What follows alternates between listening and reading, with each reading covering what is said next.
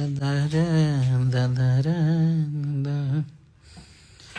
की खुशी के कमर में साड़ी बेलन डोला तारू।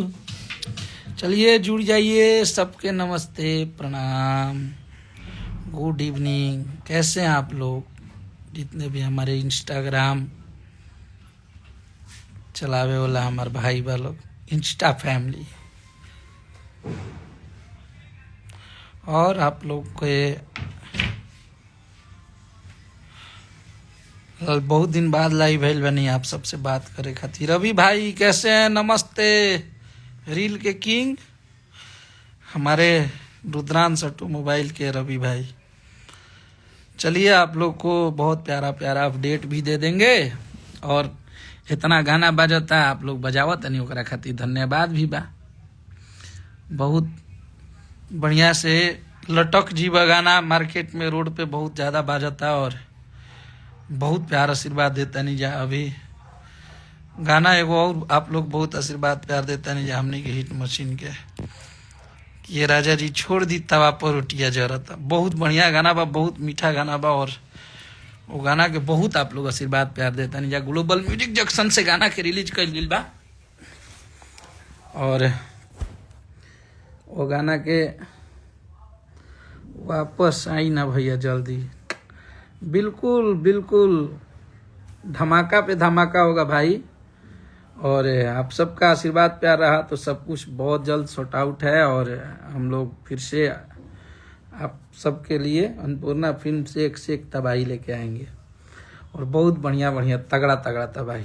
हमारे भाई निखिल श्रीवास्तव बहुत बढ़िया गायक, हमारे मित्र। और आप लोग के बता देता नहीं कि अब की पारी हमनी के जाड़ा के भी वो बहुत बढ़िया तगड़ा गाना लेके आवत नहीं जा, जौन की आप सब सुनब जाता एकदम फुली फनी और बहुत तगड़ा गाना बा। आप सबके बहुत अच्छा लगी, आप सबके हिट मशीन जी वही, आपके भाई टीम वही है, जोड़ी वही है, नेहा जी गाई हैं इस गाने में हमारे हिट मशीन के साथ। और लटक जी बगाना, तवा पर रोटिया जरता, बहुत सारा खजूर हजूरी खजूर अभी बतिया, वो गाना के भी बहुत, काहे ना ओढ़निया ओढ़ली, वो भोजपुरी बोले वाला मारत ये लाइन एगो डाइन कई दिन से, बहुत सारा गाना आइल बा, और आप सब प्यार देता नहीं जा। अभी बहुत सारा यूट्यूब के अपडेट भी आवे वाला बा, ऐसे बहुत सारा चीज़ के ऊपर नीचे बा यूट्यूब में, तो आप सबके बीच में बहुत तगड़ा तगड़ा गाना और बहुत बढ़िया बढ़िया गाना आप सब खातिर तैयार के लिए बनी जाए, और मज़ा आई। अभी पूरा होली से लेकर दिवाली तक मजा आने वाला बा। बस सब कुछ सही तरीका से हो जाओ, और बहुत बढ़िया बढ़िया गाना आप सबके सुने के मिली एकदम। आप सब भरोसा रखी। और सैड सॉन्ग भी क्या बढ़िया बढ़िया सैड सॉन्ग हम लोग गाए हैं, बनाए हैं। और आप सबके वो खुशी वाला बात और बता देता नहीं कि हमने के हरदी लागे जान के 2 गाना बना ले बनी जा। बहुत तगड़ा लिरिक्स और बहुत जबरदस्त कंपोजिशन, और बहुत बढ़िया बात है। हरदी पार्ट 1 से भी बेहतर वो आप सबको लगेगा। बहुत अच्छा गाना है, मतलब जब से बनाया तब से वही गाना सुन रहे हैं, बहुत अच्छा है वो भी। तो बस आप सबका प्यार आशीर्वाद मिलता रहे। लो मनीष इससे बतिया लो, उसी के लिए बोल रहा है, अचार के लिए। हाँ तो डाल दो। तो बस आप सब आशीर्वाद प्यार बनाए रखिए, और एक से एक आप सबके गाना सुनावत। तवा पर रोटिया जरता,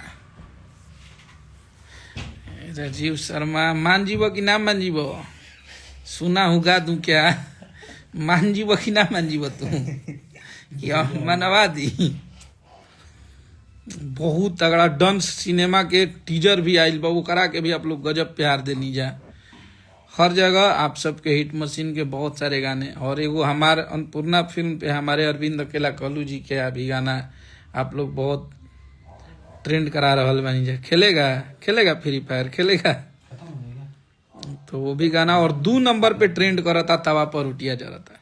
लगातार बहुत बढ़िया अपडेट बा, और एसिडिटी, गैस, आप लोग भारीपन और आशीर्वाद कब्ज प्यार बनाओ अन्य दवाओं के बाद